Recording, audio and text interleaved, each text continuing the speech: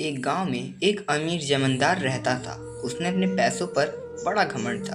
जितने अधिक पैसे उसके पास थे उतना ही वह कंजूस भी था।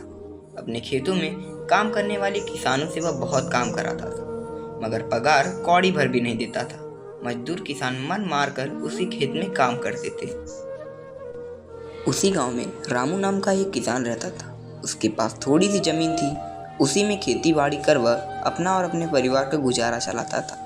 रामू बड़ा मेहनती था।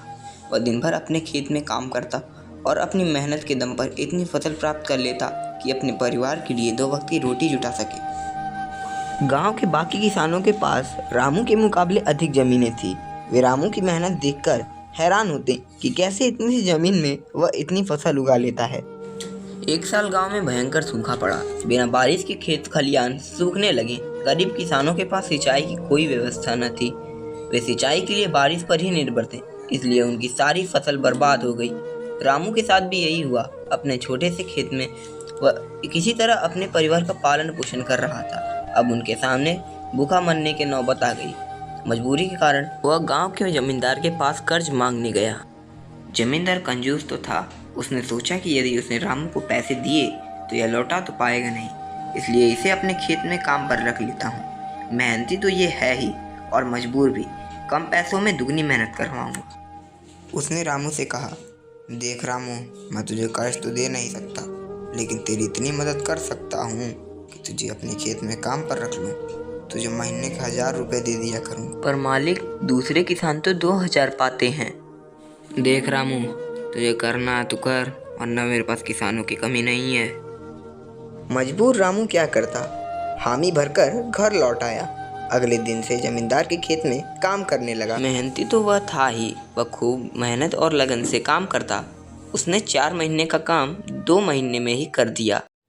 यह देख जमींदार बहुत खुश हुआ। इसके मन में मक्कारी जाग उठी। उसने सोचा कि 4 महीने का काम तो इसने 2 महीने में ही कर दिया।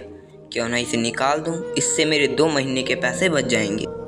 उसने रामू को बुलाया और उसको 2 महीने के पैसे देकर कहा, ये ले रामू, तेरे पैसे, कल से मत आना, अब मुझे तेरी ज़रूरत नहीं है। ये सुनकर रामू परेशान हो गया। बड़ी मुश्किल से उसका घर चलता था। अब उसने परिवार का भरण पोषण कैसे करेगा। वह जमींदार के सामने गिड़गिड़ाने लगा कि उसे काम से न निकाले, लेकिन जमींदार ने उसे एक न सुनी, उसे काम से निकाल दिया। रामू आंखों में आंसू लेकर घर लौटा। चिंता से रात भर वह उसे नींद नहीं आई। सुबह उठकर उसने फैसला किया कि वह फिर से जमींदार के पास जाएगा, उससे विनती करेगा कि उसे वापस काम पर रख ले। वह जमींदार के घर के सामने जाकर बैठ गया। सुबह उठकर जब जमींदार अपने घर से बाहर निकला तो रामू को घर के सामने बैठा हुआ देखा। उसने रामू से पूछा, क्या हुआ रामू, क्यों आया है? रामू जमींदार से बोला, मुझ पर दया कीजिए मालिक, मुझे काम पर रख लीजिए, मेरा परिवार भूखा मर जाएगा।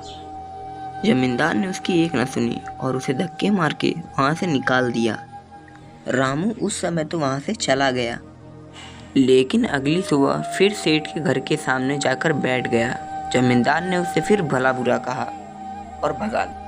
अब से रोज यही क्रम होने लगा। रामू रोज जमींदार के घर के सामने जाकर बैठ जाता और जमींदार उसे भगा देता। पूरे गांव में इस बात की चर्चा होने लगी। सब जमींदार को भला बुरा कहने लगे। तंग आकर जमींदार ने सोचा कि क्यों ना कुछ दिन परिवार से ही दूसरे गांव चला जाऊं। मुझे घर पर ना देखकर रामू यहाँ आना बंद कर देगा। अगले दिन वह परिवार सहित दूसरे गांव अपने रिश्तेदार के घर चला गया।